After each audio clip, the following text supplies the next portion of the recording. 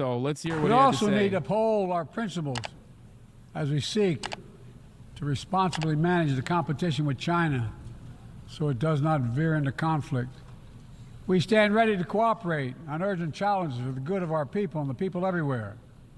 We recently resumed cooperation with China to stop the flow of deadly synthetic narcotics. I appreciate the collaboration. It matters for the people of my country and many others around the world. On matters of conviction, the United States is unabashed, pushing back against unfair economic competition, against military coercion of other nations in the South China Sea, and maintaining peace and stability across the Taiwan Straits, and protecting our most advanced technologies so they cannot be used against us or any of our partners. At the same time, we're going to continue to strengthen our network of alliances and partnerships across the Indo-Pacific. These partnerships are not against any nation. They're building blocks for a free, open, secure, and peaceful Indo-Pacific. We're also working to bring greater measure of peace and stability to the Middle East. The world must not flinch from the horrors of October 7th. Any country would have the right and responsibility to ensure that such an attack can never happen again. Thousands of armed Hamas terrorists invaded a sovereign state, slaughtering and massacring more than 1,200 people, including 46 Americans, in their homes. We did NATO!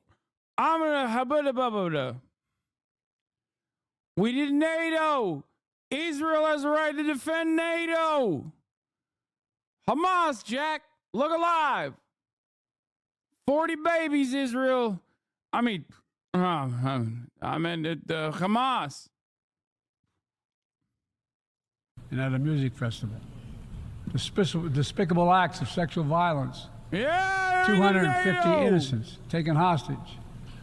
I saw the babies lit on fire with kerosene, Jack. I saw the beheaded babies, decapitated babies. NATO, mass rapes. I've met with the families of those hostages. I've grieved with them. They're going through hell. Innocent civilians in Gaza are also going through hell. Thousands and thousands kills, including aid workers. Yeah, who's putting them through hell, big dog? What's that about, dude? Who's doing that?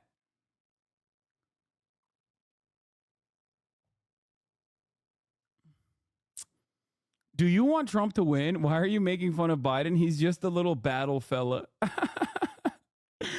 God, some of the best lines came from his at the end of his career, dude. Battle fellas. The battle box.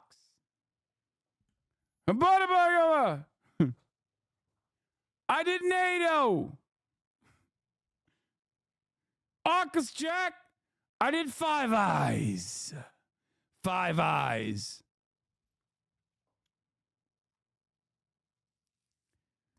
Israel has a right to defend itself, and I for sure will not stand idly by. I'll watch him kill every baby in Palestine. I'll never say Palestine. Never mind. Too many families dislocated, crowding in the We beat Medicare. tents, facing a Tomorrow I'm going to do 9/11. dire humanitarian situation. They did not ask for this war that Hamas started. I put forward with Qatar and Egypt a ceasefire and hostage deal. It's been endorsed by the UN Security Council. Now is the time for the parties to fight. It's so funny because, like, everyone in that room, with the exception of Biden, including the Israeli envoys, by the way, know exactly who's fucking up the bag, okay? Know exactly who's responsible for all the death and destruction. Know exactly who's responsible for fucking up the ceasefire deal. Every single person knows, except for Biden. His brain is broken, so obviously he doesn't fucking know anything. But, you know, we just got to play this song and dance as though, you know, this is a force of, this is a natural disaster. This is a natural disaster that is completely fucking unavoidable. There's nothing we can do about it. Finalizes terms. Bring the hostages home and secure security for Israel and Gaza free of Hamas' grip, ease the suffering in Gaza, and end this war. On October 7th,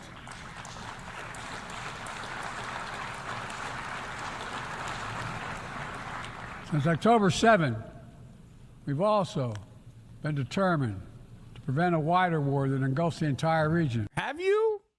Have you been determined to prevent it? Have you? Because I don't think you have, dude. You haven't done a good job at all about that if you have been. I mean, you're either the biggest fucking dumbass on the planet or you're just lying. And I think it's a bit of both. Okay? I think it's a bit of both. He's both a dumbass because his brain is leaking out of his fucking ear, and he also simultaneously is lying.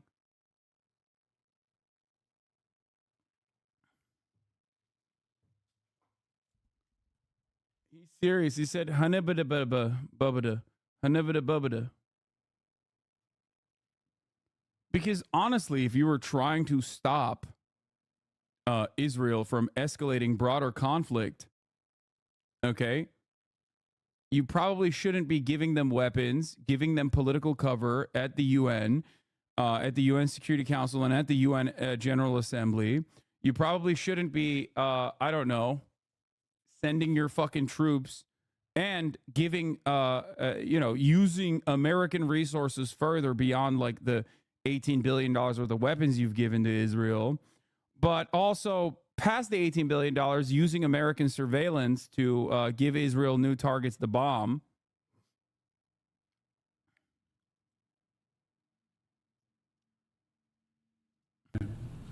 Hezbollah, unprovoked, joined the October 7th attack, launching... Wait, what do we be unprovoked? No, that shit was not it was definitely provoked, okay? Rockets into Israel. Almost a year later, too many on each side of the Israeli-Lebanon border remain displaced. Full-scale war is not in anyone's interest. Even if the situation has escalated, a diplomatic solution is still possible. In fact, it remains the only path to lasting security to allow the residents from both countries to return to their homes and the border safely. And that's what we're working tirelessly to achieve. As we look ahead, we must also address the... How would you feel about the U.S. only giving humanitarian aid to both Gaza and Israel? What does that even mean? I want the United States to give Gaza its own Iron Dome, okay? If we're making money, if our only goal in this situation is to make money, give them a fucking Iron Dome, dog. What are we talking about? Equalize the fucking playing field. Give them weapons. Give them an Iron Dome. Let them have sovereignty and defend themselves. Fuck it, you know? This is ironically something that I have advocated for quite a while, by the way. This is not even a new thing that I'm saying now. I've been saying it for fucking years. Give them an Iron Dome. Who cares? Lebanon? Nope. Lebanon gets Iron Dome too. Give them billions of dollars to build bunkers, shelters from Israeli missiles. Give them billions of dollars and fund their Iron Dome. Iron Dome for everybody. Give Ukraine an Iron Dome. Yeah, everybody gets one. Rise of violence against innocent Palestinians on the West Bank and set the conditions for a better future, including a two-state solution where Israel enjoys security and peace and full recognition and normalized relations with all its neighbors, where Palestinians live in security, dignity, and self-determination in a state of their own.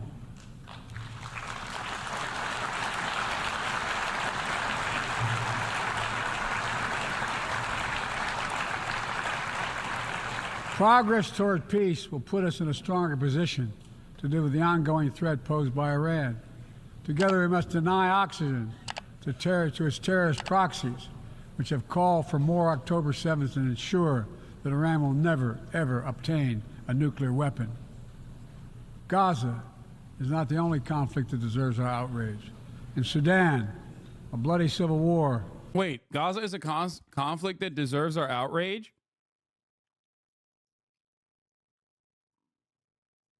So, like, are you saying that Israel deserves outrage? What's going on? I mean, I have a lot of mind on what Israel deserves. We won't get into that, of course, but I don't understand it. Like, who are we outraged by? Who are we supposed to be outraged by, man? Who's doing the bombing, dude? Should we be more outraged that at the Palestinian babies that are dying under Israeli bombs? Is that what it is? Well, American bombs that Israel is lobbing their way? Yeah. Unleash one of the world's worst humanitarian crises. 8 million on the brink of famine. Hundreds of thousands already there. Atrocities in Darfur and elsewhere. The United States has led the world in providing humanitarian aid to Sudan. And with our partners, we've led diplomatic talks to try to silence the guns and avert a wider famine.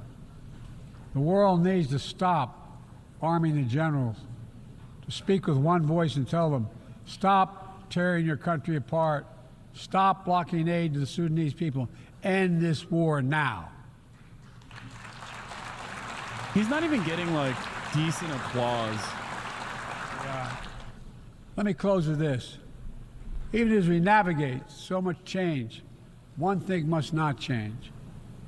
We must never forget who we're here to represent. We, the people. These are the first words of our Constitution, the very idea of America. They inspired the opening words of the UN Charter. I made the preservation of democracy the central cause of my presidency. By the way, even with Sudan, okay, I haven't really covered it that much, okay?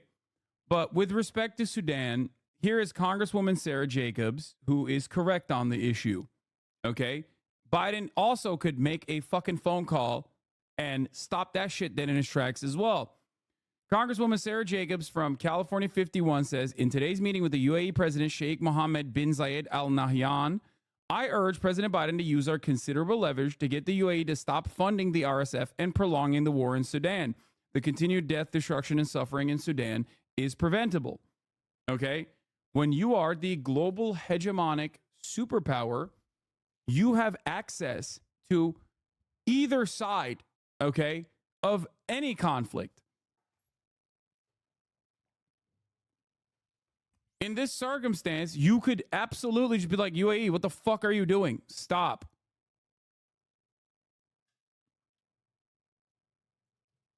That's it. It's a vassal state. This summer, even then, he could just fucking, do something about it. I faced a decision whether to seek a second term as president. It was a difficult decision. Being president has been the honor of my life. There's so much more I want to get done. As much as I love the job, I love my country more. Why is he acting like he can't do anything about it? He's the literal president. This is also ironically, this is also one of the things that he could unilaterally decide on, okay? Even by making phone calls, okay? This is not something that even requires fucking congressional approval, okay? This aspect of foreign policy is directly in the hands of Joe Biden. He could do this. He could do this on his own. Same with Israel, okay? He could do a lot of things as the president, but like this is one of those instances where he could personally just do whatever the fuck he wants.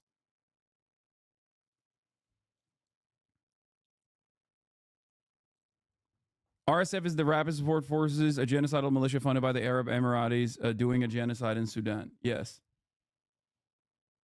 So when he goes, someone's got to do something about Israel. Someone's got to do something about Sudan. It's like, no, dude, that someone is you, okay? People elected you to do something about it, you know? The fuck do you mean? I decided after 50 years of public service, it's time for a new generation of leadership to take my nation forward. My fellow leaders, let us never forget. Which previous president stopped Israel with one phone call? Ronald Reagan. Joe Biden himself stopped Israel in 2021 with one phone call.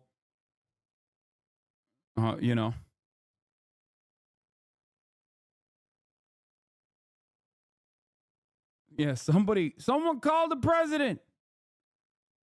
We got to do something. George H.W. Bush.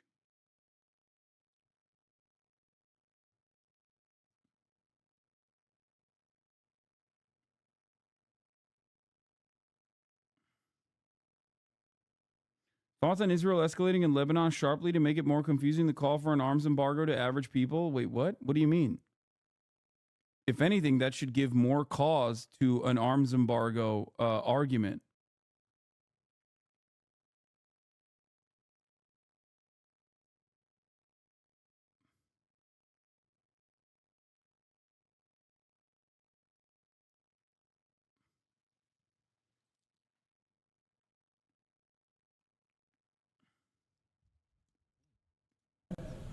Some things are more important than staying in power.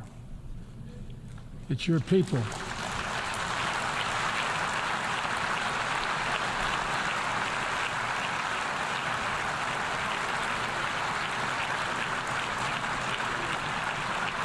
It's your people that matter the most. Never forget, we are here to serve the people, not the other way around.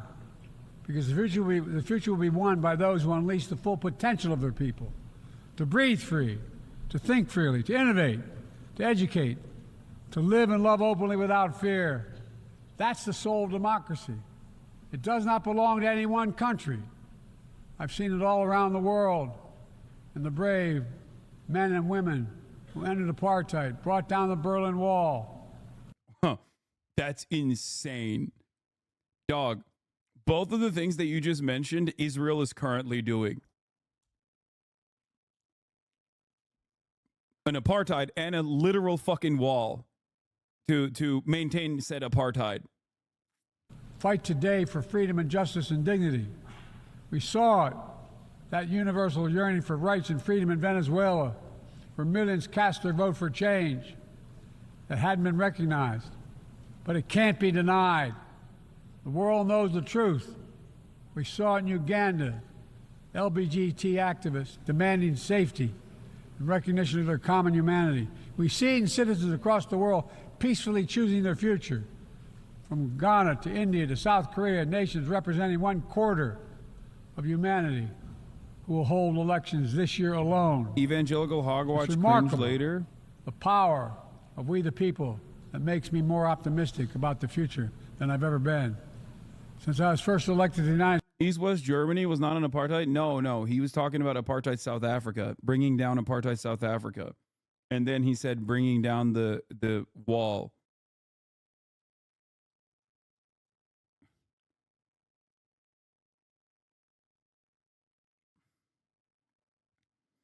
I think one of the funniest flubs from the American State Department was when they immediately recognized the new Venezuelan government, which stopped every other Latin American, and I told you this was going to happen, okay? Remember when the Venezuelan elections took place? And, there was definitely some inconsistencies, and obviously Maduro's popularity has dipped tremendously from day one, and he was mostly riding on the Chavistas and Chavez's popularity for his entire fucking reign. And the moment that America fucking stepped in and was like, we recognize the new Venezuelan leadership, every other fucking country in the region, every other left-leaning country in the region that previously were like, hold up, let's take a look at the fucking results of this election, okay, immediately went, all right, never mind. Fuck it. Yep, nope, Maduro is the guy. Sorry. And that was because America was like, nope, this is not correct. This is incorrect. Actually, we know Maduro is not the president. We know that he wasn't democratically elected. We recognize the new government. And as soon as that happened, even before Office of Americas,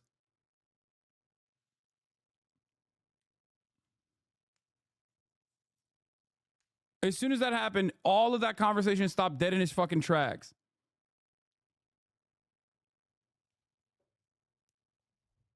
Don't you think Israel likes Lebanon is a bit disrespectful?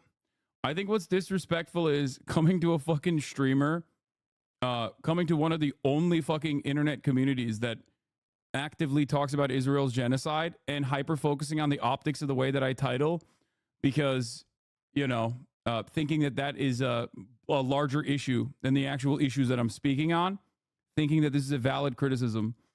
That's what's disrespectful, in my opinion, you know? What do you want me to do? There's a limited amount of fucking words and letters that I can use in a Twitch title. Do you think that that is disrespectful? Taking away space, time from the actual conversation that we're having so we can focus on your aesthetics-based, optics-based argument? What's more disrespectful, you think? United States Senate 1972. Every age faces its challenges. I saw it as a young man. I see it today. But we are stronger than we think. We're stronger together than alone. And what the people call impossible is just an illusion. Nelson Mandela taught us, and I quote, "It always seems impossible until it's done. It always seems impossible until it's done." My fellow leaders, there is nothing that's beyond our capacity if we work together. Let's work together. God bless you all, and may God protect all those who seek peace. Yeah, he was going to say, may God protect our troops. Is wild that he's quoting Mandela? Yeah. I wonder if he'll quote Mandela when Mandela was talking about Israel being in apartheid. Probably not. Yeah, Starmer mistakenly refers to Israeli hostages as sausages. Everybody made fun of this on Twitter. I don't really care. I think the worst version